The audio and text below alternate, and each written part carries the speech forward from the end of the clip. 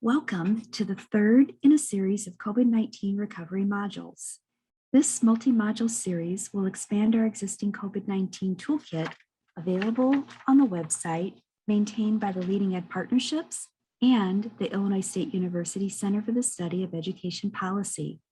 This content is being recorded so that our lead project enrolled principals and principal coaches may access it on demand at a time convenient to them. The content has been open sourced so that school leaders everywhere may benefit.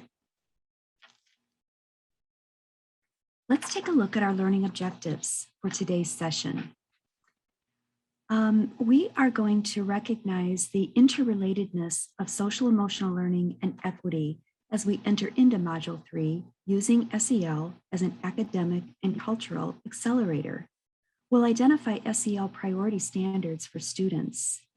And we'll consider the relationship between SEL standards and culturally responsive standards as we examine the teaching and leading for educators, for all educators in Illinois, as content for adult learning. We'll name healthy strategies for maintaining well-being. We'll observe for the presence of SEL and equity principles in classroom instruction, and we'll mine high-quality resources and subject matter experts from a resource list provided.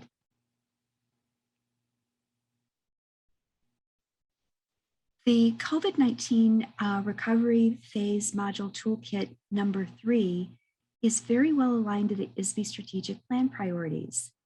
And those that we've highlighted for you here are that we will support schools to create safe and healthy learning environments for every student.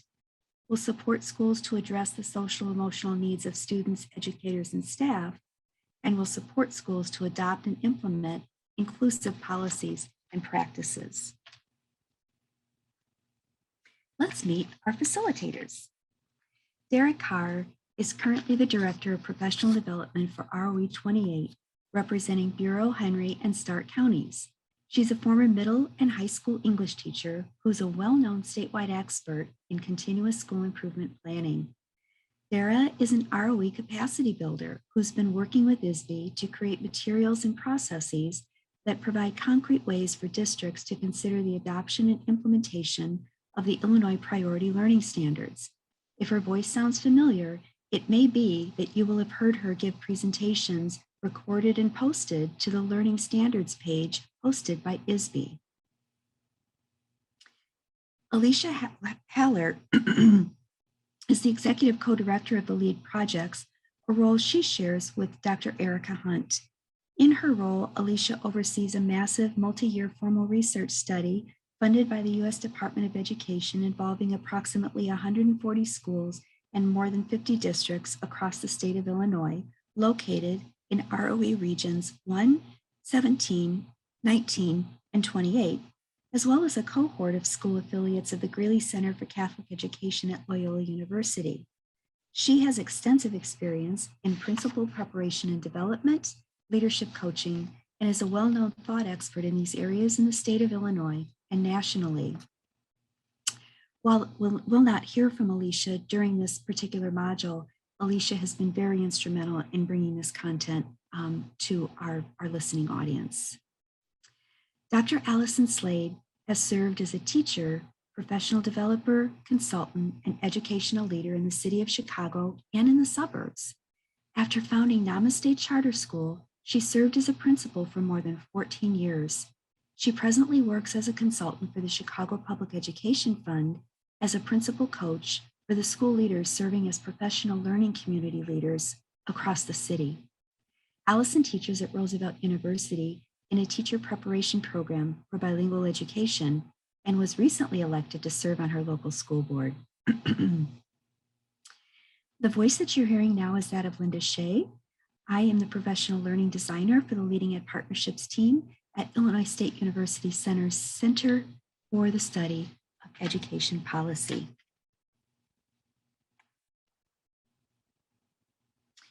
As stated earlier, the COVID-19 Recovery Phase Toolkit is a multi-part series. Module 1, released in June of 2021, was focused on the smart investment of ESSER 3 funds on research-supported high-leverage practices that are likely to reduce learning opportunity gaps across student groups especially student groups that have been most negatively impacted by the COVID-19 disruption. Module 2, released in July, focused on unfinished teaching as opposed to unfinished learning. And during this session, we offered principles of process for engaging teachers in a thorough review of the Illinois Priority Learning Standards, the assessment blueprints, and evidence tables to locally determine priority standards that respond to any learning gaps that may exist as students proceed through the grade bands. In session 3, our attention turns to social emotional learning and competence for both adults and children. We will explore the SEL standards and competency clusters.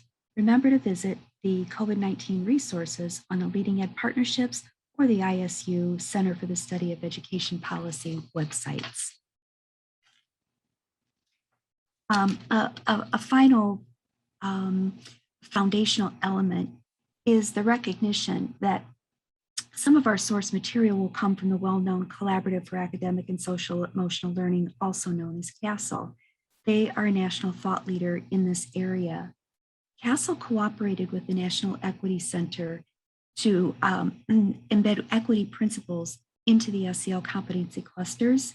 And on completion of this module, we hope that you'll come to appreciate the interrelatedness of SEL and equity leadership and just how integrated these two areas actually are. I'm going to toss the program over to Allison Slade, who will help us to set the tone for the module that you're about to appreciate. Allison? Thanks, Linda. As we think about returning to school in a post-COVID or continuing COVID environment, we think about the regular teacher stress on top of all of the stress that is typically observed and felt by teachers. In the next slide, we look at some of those indicators. During the worldwide pandemic, everyone experienced some form of trauma. We all dealt with a difficult situation, although not all of us were affected in the same way or to the same degree. We have all been through the same storm, but we all did not weather the storm in the same way. As Gloria Ladson-Billings stated, some of us navigated it on an ocean liner, while others of us had only a piece of driftwood to hold on to. Since everyone experienced some form of trauma, this includes children, but also teachers, parents, custodial staff, bus monitors, etc., all of the individuals and stakeholders in a school community. Kids were missing academics, but also other basic human connection. The weight of everyday stressors have been exacerbated by the additional burden of COVID. And the challenge for leadership is that teachers need a space to relieve the stress that they carry, both that typical stress and the additional stress that comes with dealing with returning to school from COVID environment. Additionally, we simply do not know who is in a fragile state and who is not. During the school disruption brought about by COVID, some students dropped out. Whether they cease to attend or engage, we need to recover them now. To do this, we will have to recreate truly welcoming schools and classrooms. In this webinar, we'll be covering many topics such as these and focus on ways to resist the temptation to simply use our ESSER funds to purchase a program and focus instead on continuing to develop humans, both teachers and students. Next, we will move on to our new learning. More than 2 decades of research demonstrates that education promoting social and emotional learning, often known as SEL, gets results.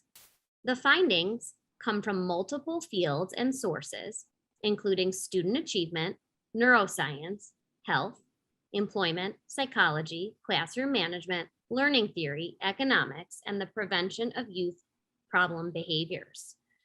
SEL programming can have a positive impact up to 18 years later on academics, social conduct problems, emotional distress, and drug use. There are statistically significant associations between SEL skills in kindergarten and key outcomes for young adult years later. SEL decreased the likelihood of living in or being on a waiting list for public housing, receiving public assistance, having any involvement with police before adulthood, and even spending time in a detention facility. Also, 6 of the top 10 skills identified by the World Economic Forum involve social and emotional competence. In another survey, 92% of surveyed executives say skills such as problem solving and communicating clearly are equal to or more important than technical skills.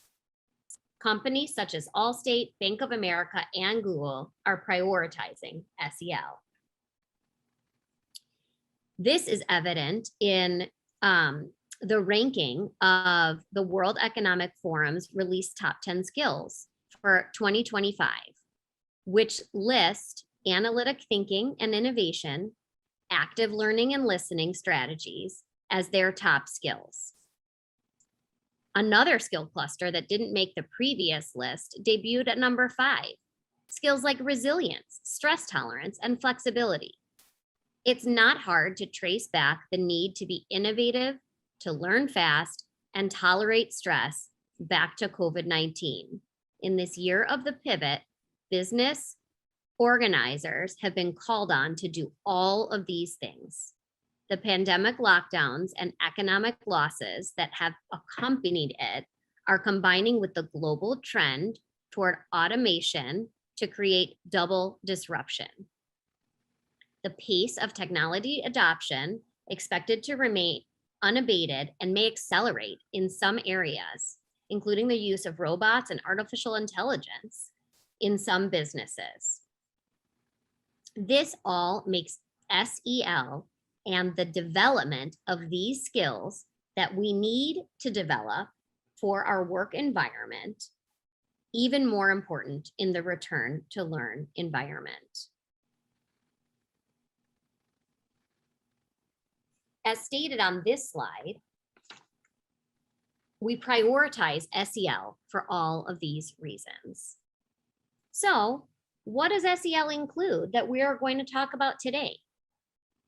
During this webinar, we will address 3 distinct pieces of the social emotional learning puzzle in schools. In the return to in-person learning, each of these pie pieces will play a critical role in ensuring student success in the classroom and lead to accelerated learning, which we discussed in Module 2. We will start today by discussing student SEL. We will move on to discussing the whole school climate and culture, and we will complete our conversation with addressing adult well-being.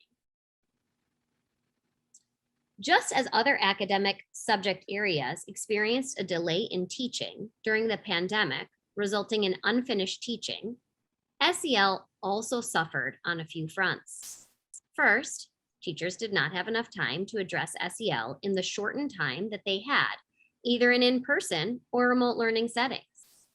Additionally, students were not coming into regular contact with other children or adults for up to 18 months in a row, as even if they were in person, they were often 6 feet apart at all times, which resulted in a significant decrease in practice time in real-world settings for these students.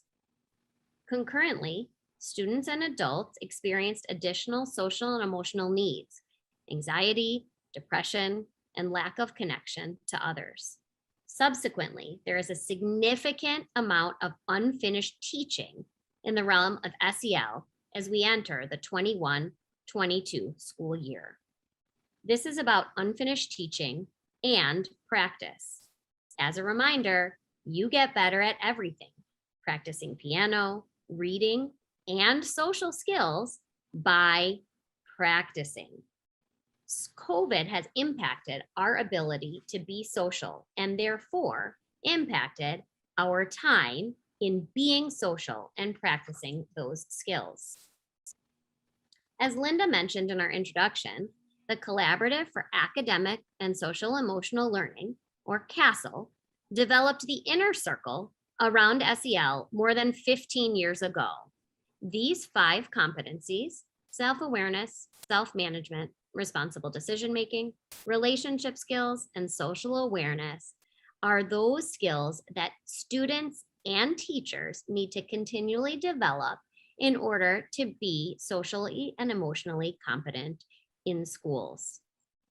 CASEL recently updated their framework to acknowledge and incorporate school-wide policies and practices and families and community partnerships, as shown here by the outside rings.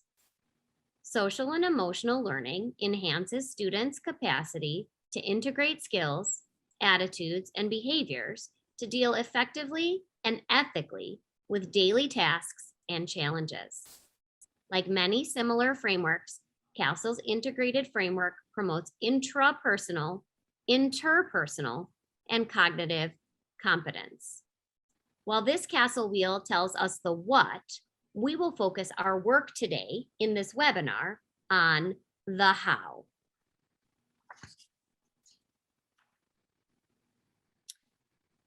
As a reminder, in the previous COVID-19 Toolkit modules, we utilized the CASEL framework and competencies to develop a list of corresponding skills that can be taught, practiced, and observed in adults. On the screen here, we have a tool that was made available in this toolkit as well as a springboard for teacher assessment and planning purposes for school leaders. Teachers must be able to self-assess, and leaders need to continually develop these SEL skills in adults so that they can accurately and appropriately identify and develop them in students. Additionally, we have included this tool along with an additional tool from CASEL that can be used as a self-assessment for adults for these purposes as well. Another tool we've provided is the same CASEL competencies, the what of what we need to teach and practice, with an alignment to the Illinois performance descriptors for K through 5 and 6 through 12 for students. This will help leaders identify those skills that teachers should be using and teaching on a daily basis for their students, and ensuring that there is both balance and universal coverage of the entire spectrum of these skills. You will find the complete table of these performance descriptors and aligned skills to the CASEL competencies in the toolkit provided by the Leading Ed Partnerships in this module.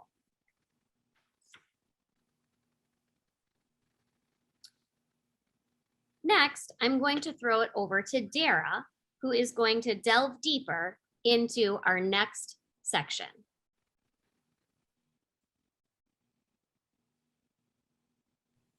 Only a well-regulated adult can help students to self-regulate. We must first take care of ourselves so that we can take care of students. This philosophy is seen when flight attendants demonstrate how to use oxygen masks for self before placing one on our children.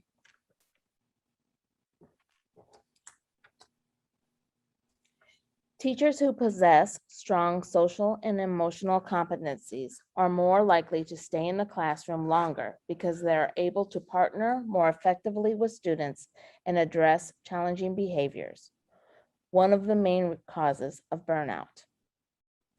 According to research, teachers report that they want a greater focus placed on SEL in schools and that they spend more time teaching SEL skills than they did even 5 years ago. So there is a high level of support for this work in our schools. The Illinois Priority Learning Standards were released in August of 2020 to help teachers focus on the most essential or priority standards. These standards were identified by K through 12 educators and subject matter experts. The Illinois Priority Learning Standards acknowledge the importance of social and emotional learning. Just as SEL is focusing on promoting self-well-being, so too do the Illinois PE and health standards. There is a great integration and alignment of the SEL and PE standards as presented in the Illinois Priority Learning Standards document provided by the Illinois State Board of Education.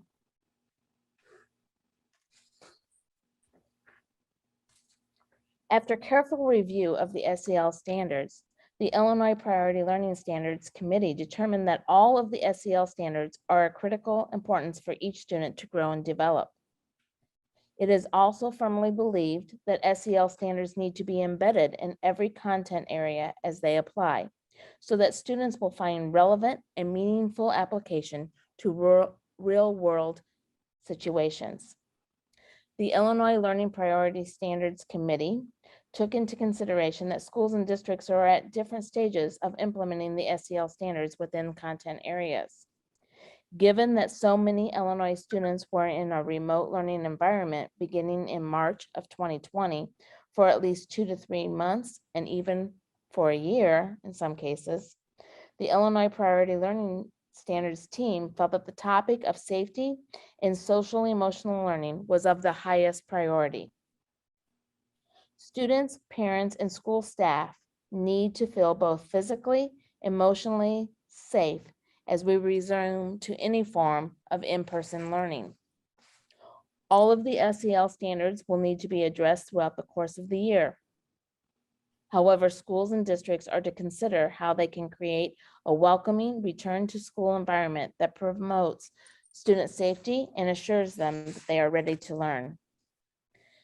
Because physical activity and health instruction have been shown to promote student well-being, students' physical and emotional health together benefit our students and are aligned in the priority standards.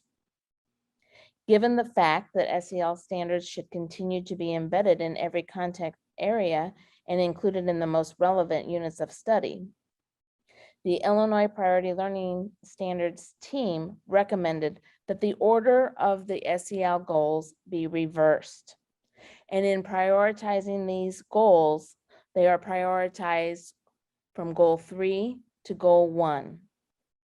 This prioritization greatly aligned to the PE standards, which also focus on one's well-being and healthy life choices.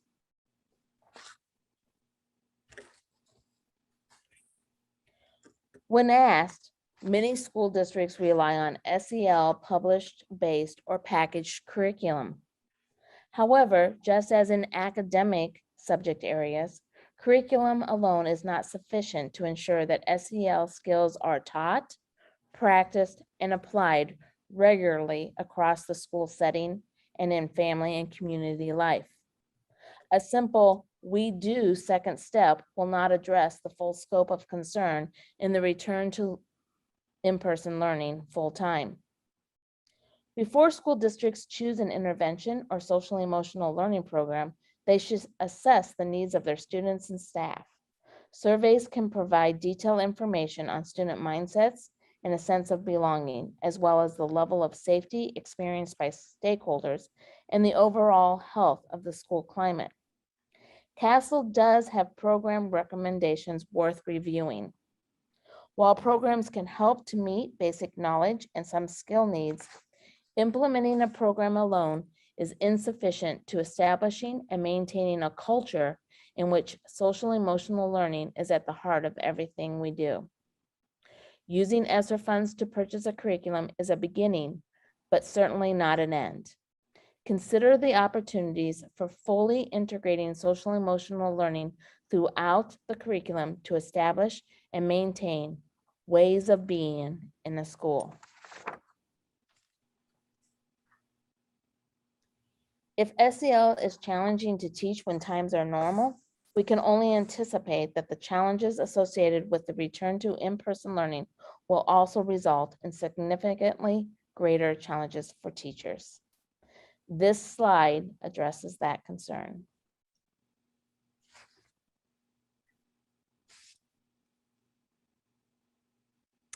Imagine if you are a part of a herd, you won't be heard. Curriculum purchase means herding. What other ways do we have to collect data directly from our students? Surveys are an initial way to gain widespread data. What are traditional ways to collect data? How can we hear our students? This image again displays the concept. If you are a part of the herd, you won't be heard. Suggests that herding students through a common curriculum will not be as responsive to their needs as if we actually hear from them. We need to listen to our students. What are some ways that we might hear directly from students? How can we collect data and information directly from our students? Again, surveys is a great collection data piece and allows us to collect information from a large cross section of respondents. We discovered the Utah State Survey collection that can be administered to both students and teachers. This survey will be a part of our resources. In this survey, students respond to items addressing particular social and emotional topics, and then teachers provide their perceptions on the same topic. Comparing responses from both by students with responses offered by teachers can help principals and their instructional leadership teams to begin to identify gaps in understanding between what teachers perceive and what it is that students report they actually need. While surveys are a fine source, they are not the other data source. We ask, what are our additional ways to collect data and information from our students in order for us to learn more about what they actually need to be successfully, both academically and socially? We can conduct focus groups and student interviews as another way to collect data to support our decision-making process.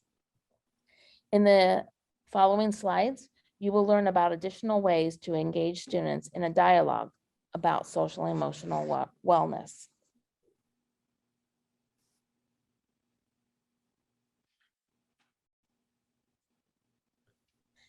ISB created a return to learn in-person learning document in the spring of 2021.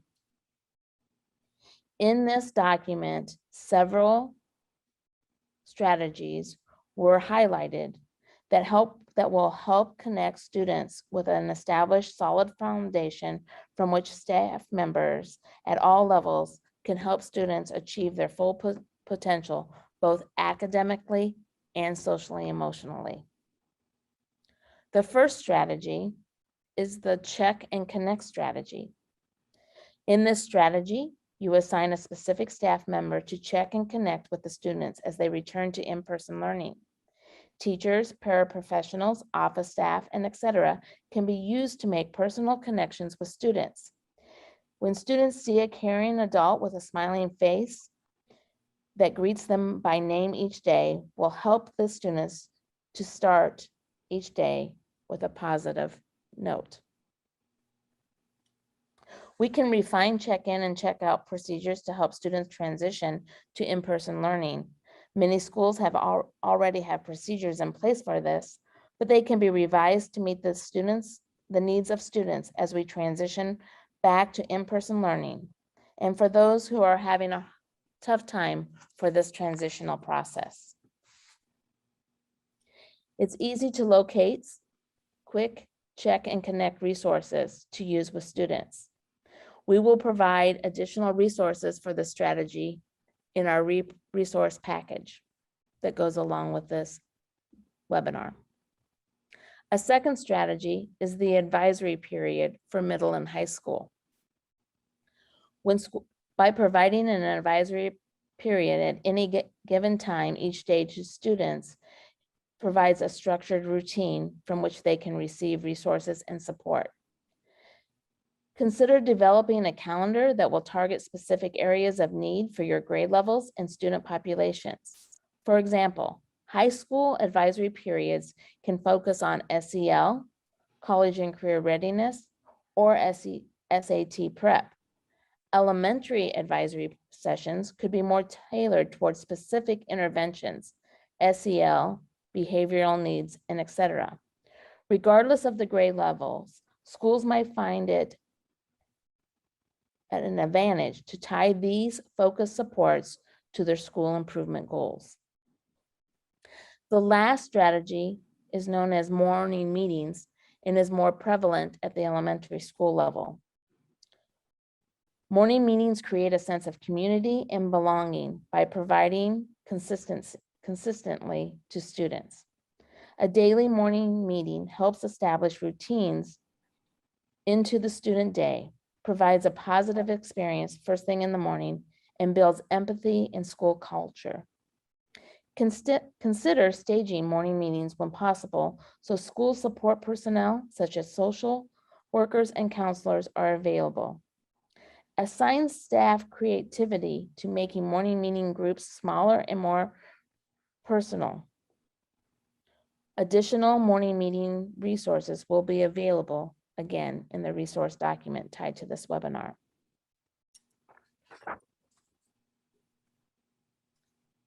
Additionally, our resources will provide you with a description of a relationship mapping strategy published by the Making Caring Common project of the Harvard Graduate School of Education. This activity can be conducted to collect data and information about how well connected students are to caring adults in the school setting.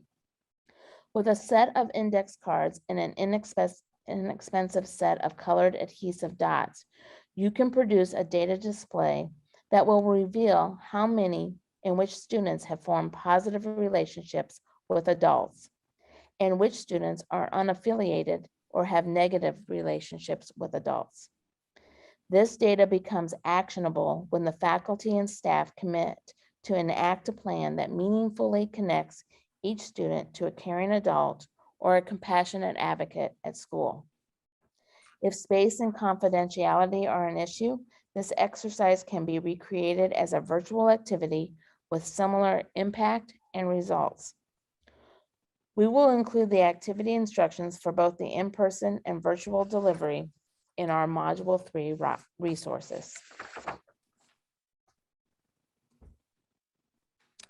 All 3 rounds of COVID relief funding have emphasized student mental health needs as a priority for schools. A comprehensive system for monitoring student well-being should help educators support students in schools and classrooms and allowed for tiered referrals for special services. Many validated instruments on social emotional well-being, learning conditions, and non-academic measures are available to schools at districts at no financial cost. Well-being assessments are only effective when they are a part of a larger strategy for supporting students. Risk behavior assessments can be another potential use of data. We encourage schools to think about these needs when planning for funding using ESSER 3 funds.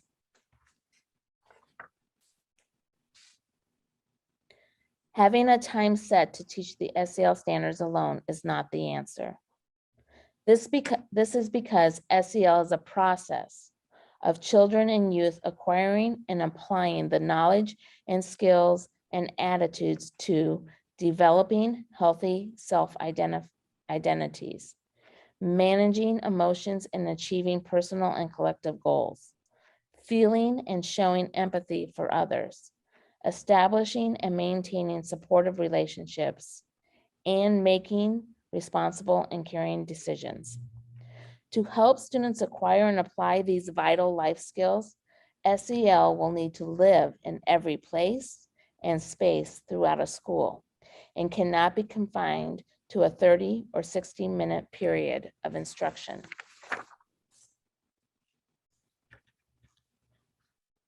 What would one actually see in a school that is prioritizing SEL? As you can see from this list published by Castle, explicit SEL instruction is just one of many activities along a continuum of actions that schools might take to support students to acquire and apply the knowledge, skills, and attitudes associated with SEL competency. These 10 indicators are certainly not a checklist or a to-do list, but a list that illustrates that SEL in isolation is not as powerful as SEL infused throughout the school day across content areas, in the way we think about student discipline, in the way we engage with parents and families, in the way we partner with community services providers, and in the work we do in teacher development and professional learning. I will now turn this back to Allison as she continues to focus on additional SEL resources. Thanks, Dara. We are now going to move into, now that we've covered SEL for students, we are going to move into addressing the learning environment while moving student learning forward through looking at school culture and school climate. We hear these terms used all of the time, and while related, they are not interchangeable. It is important as principals to deliberately use school climate levers to create a culture of inclusion and being heard for all constituencies.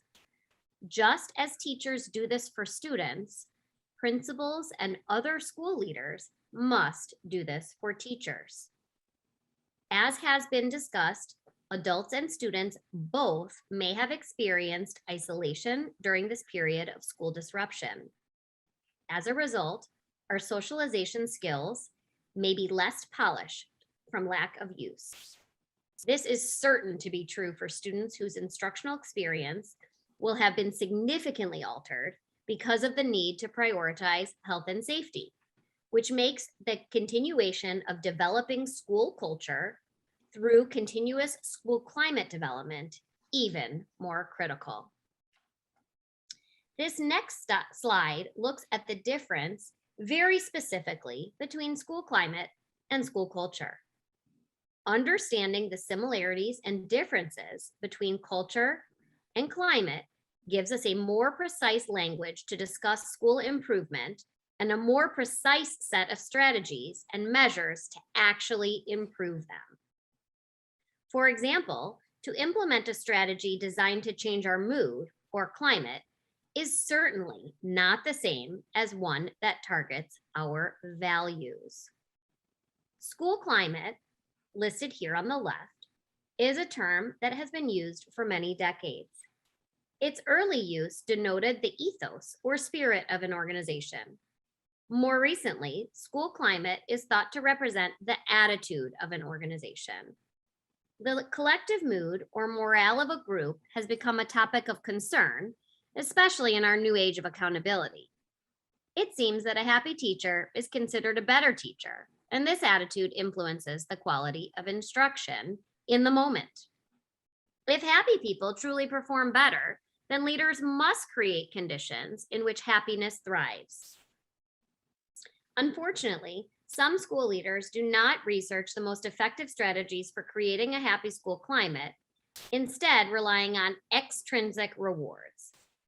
Bringing donuts to the faculty lounge on Friday may help a few teachers wake up quicker, but this act will not affect the full morale of a building. Whenever a group of people spend a significant amount of time together, they develop a common set of expectations, or a culture, what is described on the right. These expectations evolved into unwritten rules to which group members conform in order to remain in good standing with their colleagues. Groups develop a common culture in order to pass on information to the next generation. That information, however, represents a set of beliefs that have been passed down by imperfect humans with personal preferences. In their attempt to be empathetic, some principals may have adopted a no meeting policy in an effort to unburden teachers. As we learned in the previous module, this departure from routines actually made feelings of detachment more acute and the sense of personal efficacy more evasive.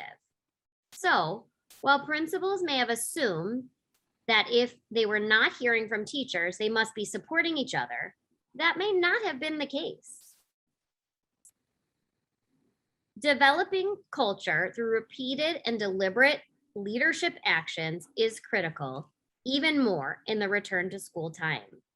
The question, can we count on others when we are struggling in the classroom, is what really matters for overall culture development that impacts student performance.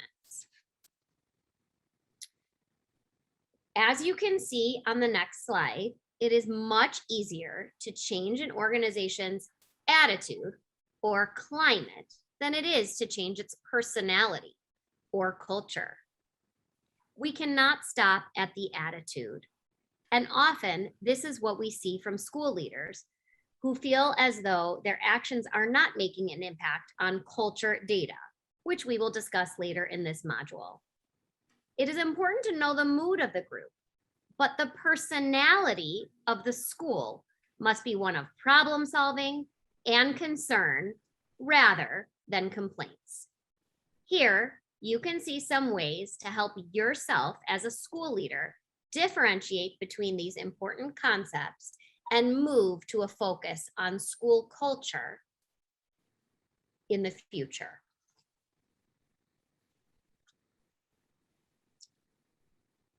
Although climate can be thought of as a leading indicator, culture is where the principal really needs to focus on building his or her key leadership actions. Team building activities alone will not result in a culture of diversity, equity, inclusion, and caring. In the seminal piece by Dylan Peterson, Shaping School Culture, the Heart of Leadership, the authors provide 4 concrete leadership actions that every principal can use to bring healthy cultural aspects and attributes into existence. You can see them here. Teach. Help teachers understand the importance of culture to the improvement of student learning, making regular connections between student learning and prior instruction. E, engage. Engage teachers during staff meetings, professional development, evaluation, team meetings, mentoring, observations. A, affirm or reinforce. Privately and as appropriate, publicly praise, cheerlead, and reward and reinforce evidence of cultural attributes that focus on improved teaching and learning. M, model. Model cultural attributes that you want to promote with respect to your own leadership practice by engaging in inquiry to examine school-wide issues that require attention. Notice that the first letter of each of the 4 strategies, teach, engage, affirm, and model, spells team, making the leadership actions easy to remember. Remember, as a principal, you need to shield teachers from external noise, which there is a lot of lately. While there may be a debate about masking or not masking, which may or may not align with your own position as a parent or community member, it is important for principals to convey a sense of confidence and calm, especially in our highly divided political environment. Teachers want principal reassurances that we will make our school the safest environment that is possible to provide to our students. Some of these decisions are being made at the district or school board level, who are not immune to community pressure. While the public debate may be noisy, it need not become a distraction from the core work of a school. Creating and maintaining a school culture requires effort. Principals must also work to preserve the culture from these potential attacks. So, what is the current focus of you as a principal? What do principal communications and actions reveal about your current commitment to SEL, positive culture building, and equity? The 5 Essentials survey data collects and organizes the thoughts, feelings of students, teachers, and parents by asking them how they experience the way the school operates and does business, social, emotional, and academic, what we've been discussing today. The Illinois 5 Essentials survey is a research-based instrument that provides high-quality data to help us better understand schools as learning organizations. The 15 to 30-minute survey gives voice to stakeholders, including students, teachers, and parents. Then, the Illinois State Report Card makes the data public. The 5 Essentials survey asks questions about 5 essential areas that must be well developed to improve teaching and learning, and all impact that culture that we were just discussing. Ambitious instruction covers mostly student measures. Effective leaders is all designed questions for teachers. Collaborative teachers is also an area where teachers weigh in. Involved families is mostly determined by teacher measures in their perceptions of family engagement. And the supportive environment is mostly covered by questions directly to students. These survey results provide drilled down performance data on each of these essential measures.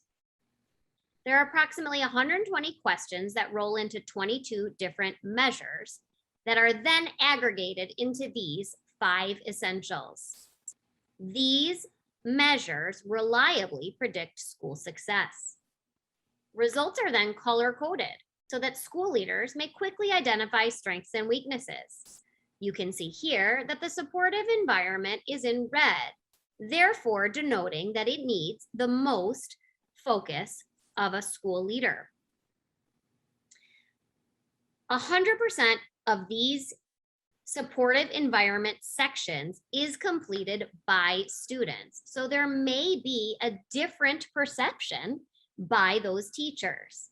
Listening to the students through use of this 5 Essentials data helps provide them voice in their school environment. If these data do not reflect your perception of your school culture, it may be time to ask, are we really promoting the collaborative, interdependent, teacher, team-focused work focused on improving teaching and learning? And is it resulting in students feeling more welcomed in their school culture? As we discussed, the 5 Essentials survey is perception data that is statistically reliable, research validated, and provides schools with a diagnostic report that can be used in the school improvement process. Like here, it shows that it provides an X-ray of your school that allows school leaders to take into consideration a stakeholder perspectives on school academic and social and emotional learning progress. However, it can also be a lagging indicator for school leaders, as it often doesn't come until the beginning of a new school year. So especially for those leaders who are new to their building, they will want to look at additional data sources to be more contemporary and in the moment with their staff. Therefore, we have provided one additional way to identify your priorities as a school leader to prioritize the creation of that healthy school culture. School culture requires consistent care. So even if you did receive your school 5 Essentials data and you are at the same school, if you have a brand new staff or lots of new members of the staff, you may want to continually create a school culture triage survey where you are looking at the current needs of your students and your staff. Do you simply monitor and maintain, or are you headed for the need for intensive care? This tool, along with others that we have provided in our toolkit, may be used immediately by school leaders to prioritize the ongoing development of a culture that is healthy and productive for both students and staff. Both the 5 essentials and this other type of triage survey can provide data that can help address equity. Educational equity is an individual and collective conviction to continuously improve academic, social, and emotional outcomes for all children. Equity work requires critical analysis of our current practices and beliefs around the conditions we create in our learning systems. It goes beyond creating equal conditions within the system, instead focusing on meeting the needs of each student. Doing so requires removing barriers that some students may face in their pursuit of a free, appropriate education. The goal of equitable practice is to ensure common educational outcomes for all students, especially historically marginalized student groups, regardless of gender, gender identity, race, ethnicity, home language, perceived ability, sexual orientation, or socioeconomic status. I will now turn it over to Linda to delve deeper into how equity and culture are connected.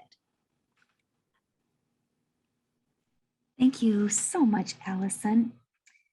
In this segment of our module, we're going to turn to the question as to what culturally proficient practice means and what culturally responsive practice might mean. And so in the same way that Allison helped us to recognize the difference between culture and climate, and that Dara helped us to recognize that programs alone are insufficient responses to develop social emotional dispositions and competence in students, in this section, we'll elaborate on the equitable dimensions of our leadership practice. And you will notice that there are many terms in use, terms such as cultural competence, cultural proficiency, culturally responsive, culturally sustaining. And while we won't answer all of those, we will explore some in the space of a culturally proficient continuum. I'd like to take a moment and define these categorizations from left to right for you. We turn to the research of Randall and Dolores Lindsay, Kikanza Kiki Nori Robbins, and Raymond Terrell, whose research provides us this cultural proficiency curriculum, or continuum, and rubric that can be helpful in assessing for the traits of diversity, equity, inclusion as individual attributes of an overall school culture. So let's take a look at these categorizations briefly. Cultural destructiveness can be thought of as the elimination of other people's cultures. We see the difference, we stomp it out. Cultural incapacity can be thought of as a belief that your culture is superior to that of others. This is disempowering to individuals whose membership is of a culture other than your own. We see the difference here and we make it wrong. Cultural blindness is acting as if the cultural differences you see do not matter, or not recognizing that there are differences among and between cultures. Cultural blindness is seeing the difference but acting like you don't. Cultural precompetence is actually seeing the difference and responding inadequately. It's an awareness of the limitations of one's skills or an organization's practices when interacting with other cultural groups. Cultural competence is seeing the difference and understanding the difference that difference makes. Interacting with other cultural groups using essential elements of cultural proficiency helps us to tune our individual behavior and school practices. And finally, the rightmost element along the continuum is cultural proficiency, in which we see difference and we respond positively and affirmingly to that difference. We esteem culture. We know how to learn about individual and organizational culture, and we interact effectively in a variety of cultural environments. We'll return to this content in a moment. But right now, let's take a look at a real life issue to which we may apply this cultural proficiency continuum. Meet Simone Ashley Manuel, an Olympic swimmer for the United States. Swimming caps designed by a UK-based company specifically for Black swimmers with longer, thicker, and fuller hair were recently banned for use in the Tokyo Olympics. Perhaps you heard. They're slightly larger than other swim caps to accommodate dreadlocks, afros, weaves, hair extensions, braids, and thick and curly natural hair. The sole caps, produced by a Black-owned business, were deemed unsuitable by the International Swimming Federation. To appreciate the impact of this decision on a Black athlete, it's important to understand that natural Black hair can be dry because it has fewer cell layers than Caucasian hair, for example. Chlorine, often used as a disinfectant in pools, can dry out Black hair even further. So a swim cap that fits well is a vital protectant for their hair. This decision, of course, was quickly criticized by athletes and activists alike who worried that such a decision would discourage the participation of many younger, aspiring competitive swimmers with natural hair. But we know that representation matters. Young athletes who do not see swimmers that look like them may conclude that swimming is not an inclusive sport. So, what would you do? How do you imagine the Black Olympic swimmers felt upon notice of the International Swimming Federation's ruling? If this were a student in your school banned by the Illinois High School Athletic Association from using a cap that provides extra protection for their hair, how would you respond? How might we use the cultural proficiency continuum as a lens for us to further examine this issue? Was the International Swimming Federation culturally destructive? Did they see the difference and stomp it out? Were they culturally incapacitated in that they saw the difference and made it wrong? Were they culturally blind where they saw the difference but acted as if they did not? Were they culturally precompetent where they saw the difference but responded inadequately? Were they culturally competent? Did they see the difference and understand? Were they culturally proficient where they saw the difference and responded positively and affirmingly? How does noticing difference and making it wrong impact a student's social and emotional wellness? Doesn't every child deserve to be whole and well in the school setting and not culturally incapacitated? Culture is an identity marker. And remember, student identities are not yet fully formed. Being negatively reinforced for one's cultural membership can destroy one's sense of self. Principals should not forget that they have control over how far to the right their schools move along this continuum. Our work is to identify the places where, even if well-intentioned, our policies, practices, norms, individual or collective behavior diminish the cultural identities of our students. Recall the wisdom of Maya Angelou. When we know better, we do better. Are there any policies, practices, cultural norms or beliefs, or individual dispositions or behaviors and actions that would be rated anything other than culturally proficient in your school? If the answer is yes, we have to conclude that we have work to do. The only question is, where will your work begin or where will your work continue?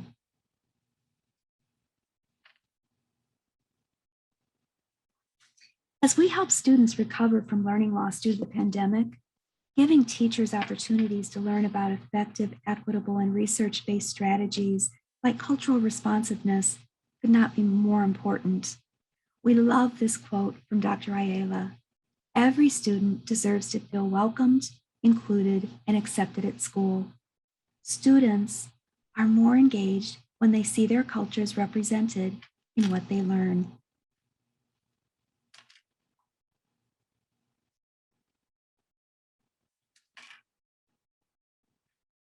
The culturally responsive standards for teachers and for teaching and leading for all educators in Illinois have recently been approved by the Joint Committee on Administrative Rules. We can refer to them as JCAR, and they'll soon be in effect.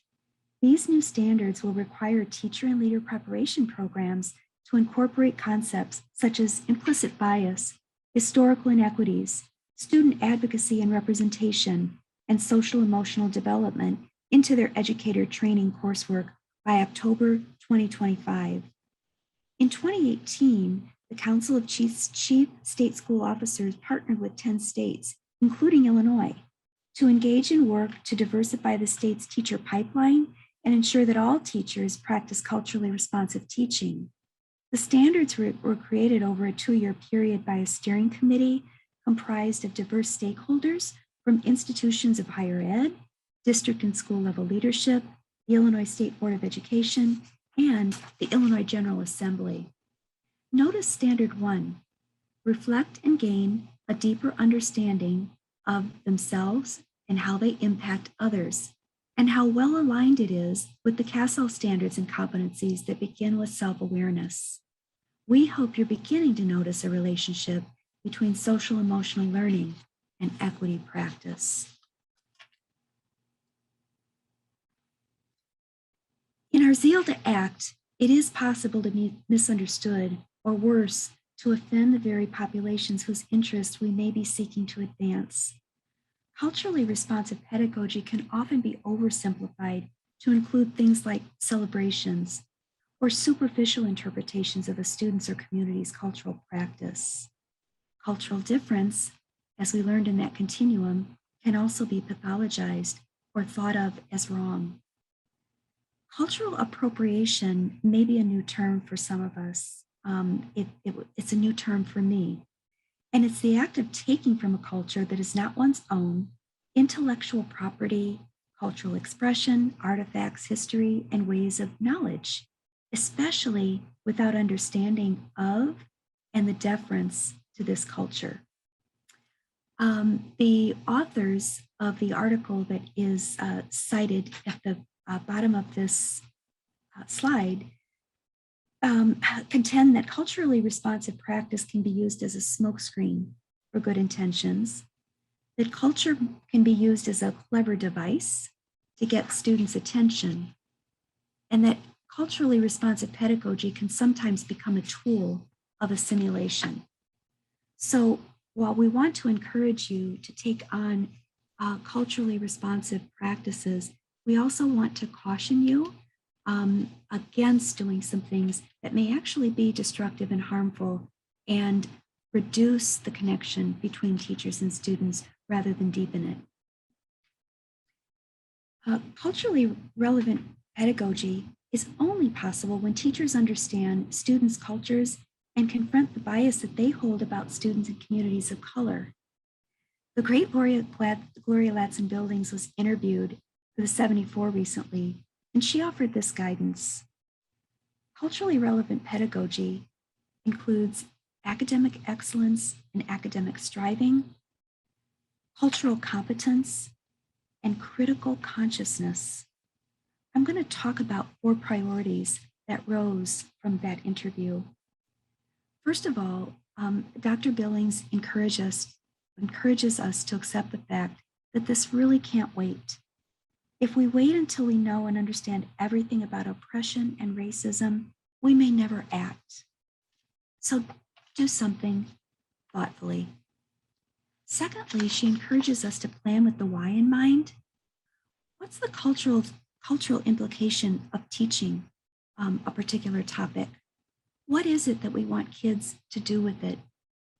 And it's the fact that it's on a test is not a reason to actually address that topic. So think about the why as you're planning. In your planning, connect lessons to current events, as we've tried to do here with the illustration of the competitive swimming controversy in the Tokyo Olympics. In a school setting, we might think about that the fact that if students are upset about policing tactics in particular communities, you might use the English class to help them write essays that they can send to a newspaper editorial board. Not sure how large of a problem this actually is? Why not use a mathematics class to identify a representative sample of 11th and 12th grade students who will be identified to respond to a survey exploring the topic?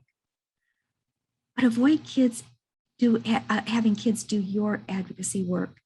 Find out first what matters to them and start there. And finally, a fourth point that she made is the importance of teaching content, especially our nation's history, with accuracy.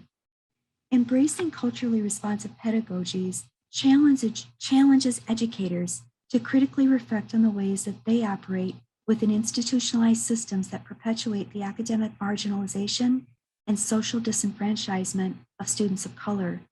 And this task not only takes a significant amount of personal reflection, cultural humility, and emotional vulnerability for a predominantly white teaching force, but it challenges educators to dismantle social hierarchies, discourse, and power systems that have favored whiteness for centuries. This is especially challenging when over 86% of our nation's teachers are white. We contribute to oppression and racism when we look away or deny that racialized systems actually exist.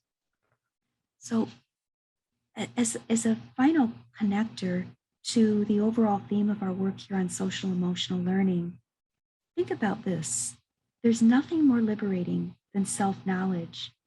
Equitable schools invite students to deeply explore their own identities through the content they select, the learning tasks they design, and the cultural elements they prioritize. In this next segment, Allison will talk with us about the importance of self-knowing, particularly the ability to recognize when we may be in need of self-care, so that in our desire to serve others, we do not extinguish ourselves in the process. Allison? Thank you, Linda. In this section, we are going to address adult well-being, which is often misunderstood in many ways. While schools should prioritize students' mental health needs, evidence also supports the investing in the well-being of educators. As you can see on the next slide,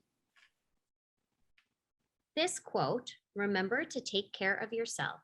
You can't pour from an empty cup," also harkens back to Dara's discussion earlier about putting on your own oxygen mask first.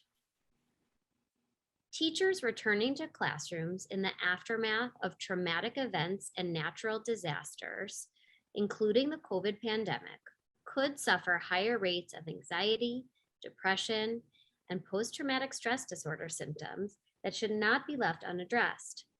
COVID is a stressor in addition to the daily stress of work and family life, stress that has been exacerbated by the pandemic. Remember that image from the beginning of our session of the teacher that was already overwhelmed with the papers in her basket to grade? We can't forget that all of these things interact. Humans decompress in different ways. Self-care can be misunderstood. Self-care is an individual activity, not a group activity. As you can see from the title, the word self is in self-care.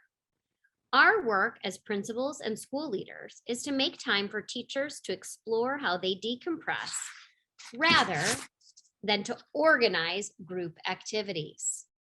Many times we see principals creating an opportunity for a group walk or a group yoga class. Adjourning PD early to give teachers free time is also not helpful because teachers may not engage in self-care at that time. And the way that the different teachers decompress may not be available. Thinking of ways to provide time and space for these strategies is a crucial element of school leadership in our return to school setting. This summer, we saw a very public display example of the need for self-care with Simone Biles. Consider the danger she would have subjected herself if she had proceeded to compete while she was experiencing her own mental health trauma. This is not such a large leap from being a school teacher or a school leader. Don't forget, you expose your students to trauma if you are not ready to teach. We can use Simone's model as one for our teachers to help them recognize those triggers that may make them less ready for teaching, which can literally put their students in danger, just as Simone noticed that she was unable to compete. Our teachers need to learn to identify when they need self-care in order to be ready to teach. So how do we do that? An often misunderstood and co-opted term is self-care. Let's take a moment to define self-care so we are all on the same page. Simply put, it means to look after yourself in a healthy way. It doesn't necessarily mean a trip to the spa, as that might not be relaxing for everybody. This includes looking after yourself physically, mentally, and emotionally. It means doing big things like getting exercise and smaller ones like taking vitamins. Self-care also means that you continue to do the things that are important to you. Seeing friends and family for some people, taking regular vacations, and taking off the occasional day from work for others. When these things are neglected, it can cause problems, from depression to blood pressure spikes, weight gain, and other maladies. Those who have neglected self-care usually do so because they're stressed, they're burnt out, overworked, and have no time, or otherwise live crazy and hectic lives. This sounds very much like the life of almost every teacher. Do a self-reflection if you are a school leader. How do you make these 4 things transparent and accessible for all of your members of your school community? How do you streamline your schedule by doing 1 or 2 things well? How can you, as a school leader, model maintaining a self-care habit? When we recite the Pledge of Allegiance in the morning, can we take a deep breath before we launch into the school day?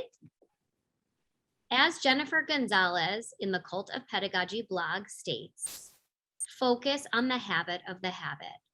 Value the right actions over the right results.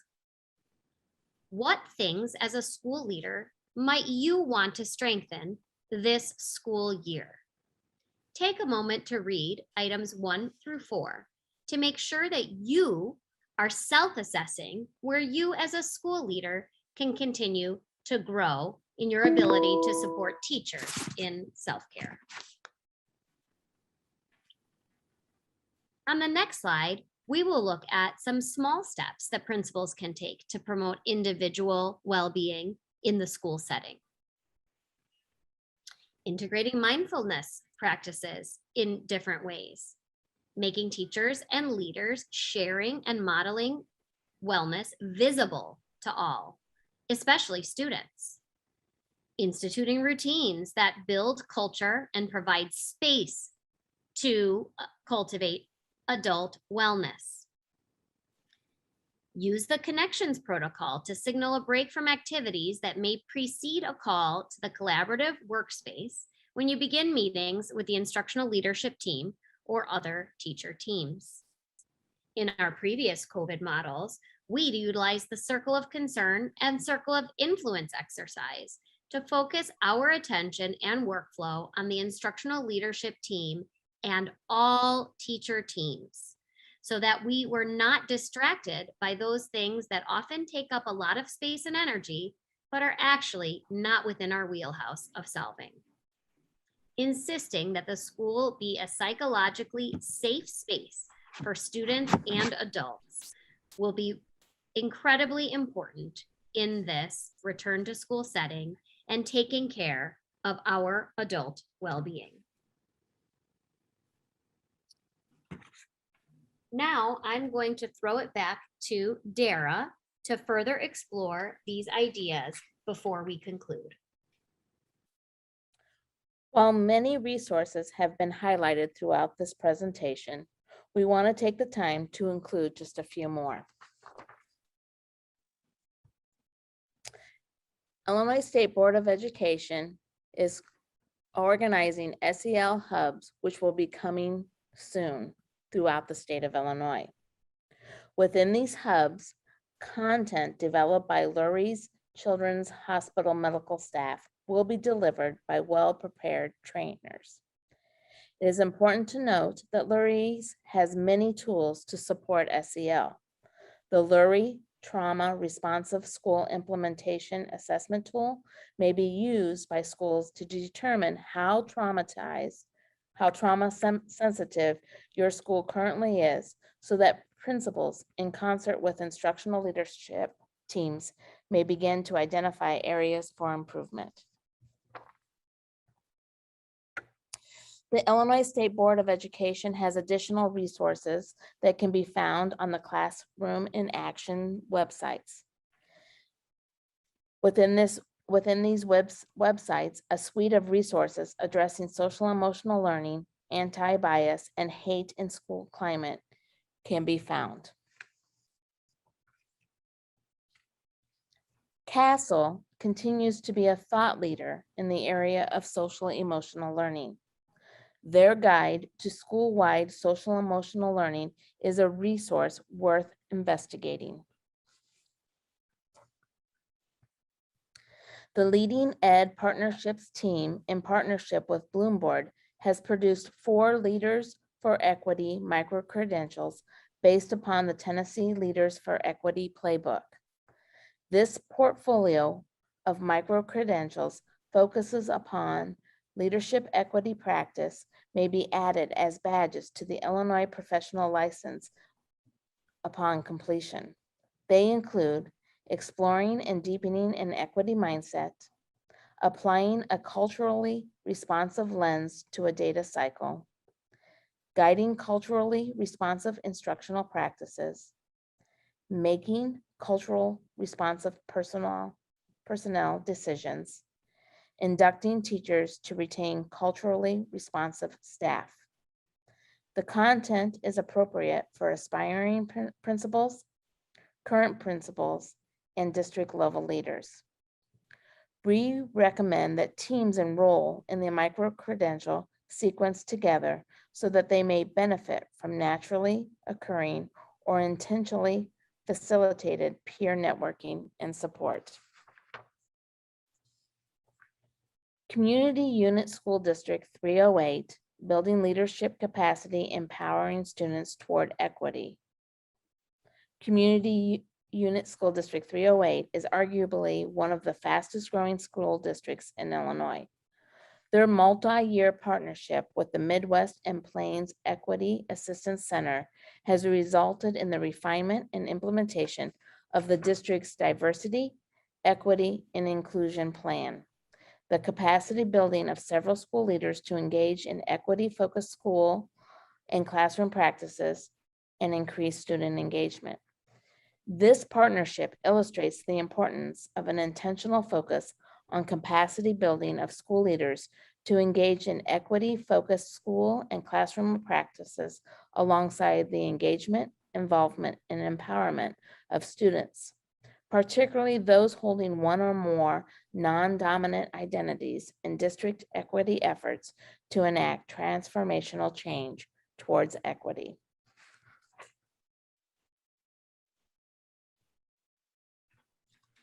We grounded ourselves in the recognition that SEL will be extremely important in the return to school because typical stressors present in adult daily life have been greatly compounded by COVID-19.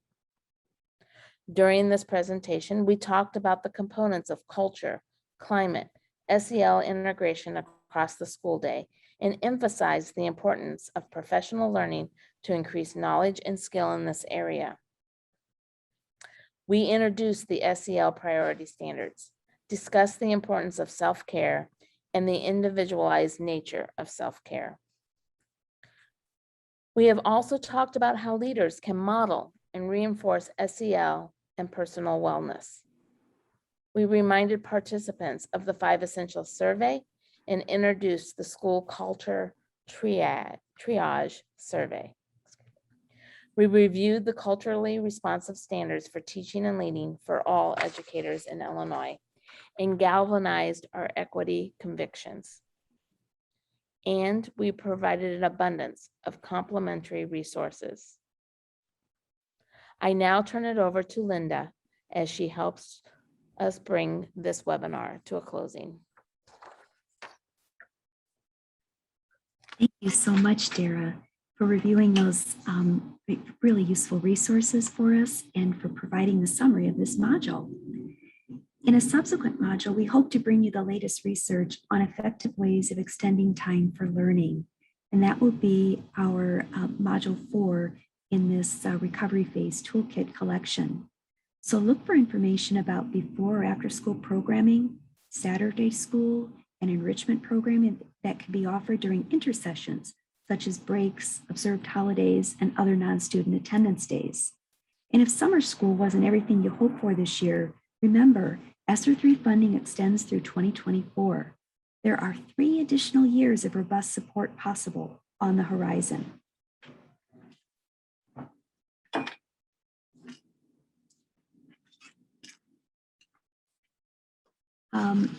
I'd like to take just a moment to bring to your attention one of the wonderful resources that CASEL makes available for us. And as you can see, they encourage us to take the Together for SEL pledge. This powerful pledge could be recited by school staff in a symbolic act of solidarity around these issues, or it could be more carefully examined in teacher team meetings with a focus on developing one or more of these areas. So if you are looking for a way of bringing your community together around this topic, this might be a content source for you to consider. Finally, one of the last messages that we'd like to leave you with today comes from Sally Huss, who is an illustrator and a children's book author whose work I've come to appreciate. And I will take a moment to read this message. A happy child makes a happy home. A happy home makes a happy town. A happy town affects a city, which inspires a state. A happy state touches a nation. A happy nation helps create a happy world. So, being a happy child is the most important thing in the world. Can you think of anything more important than raising and educating happy, well-adjusted, resilient children? I can't either. We have come to the conclusion of Module 3, and we'd like to extend our best wishes as you work to create schools that are worthy of the children we serve. Thank you so much for your participation today.